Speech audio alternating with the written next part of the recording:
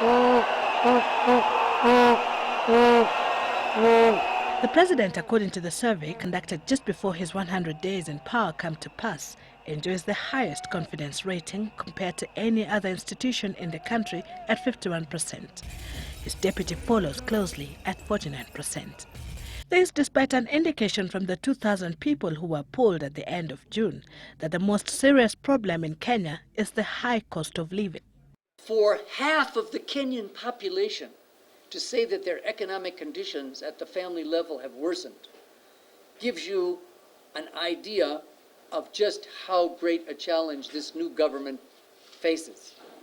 And if any other government was elected, they would have been facing the same issue.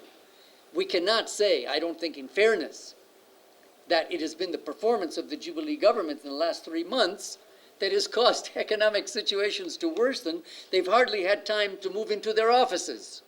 What's interesting to note, however, is that 3 months after conducting the general election, the confidence levels in the Independent Electoral and Boundaries Commission has dropped by half to 32%.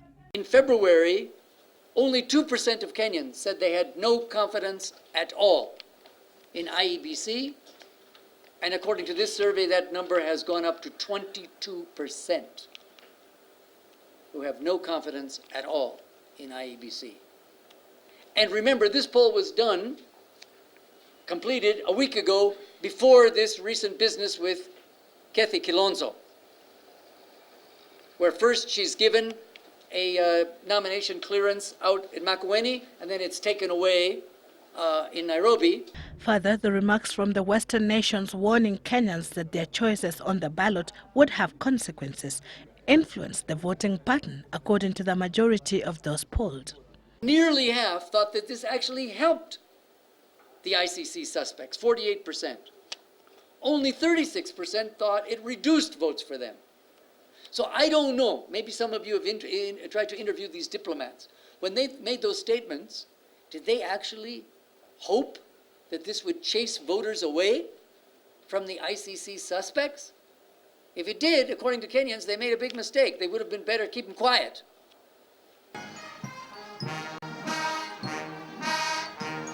The survey further indicates that Kenyans appear to have the least confidence in the police.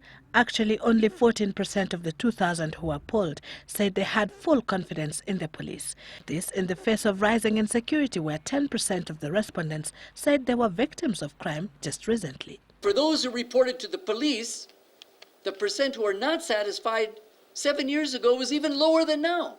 It was only 41% who reported in 2006 who were unsatisfied.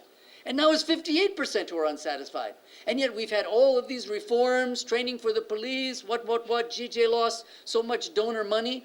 What has happened to reform in the police sector?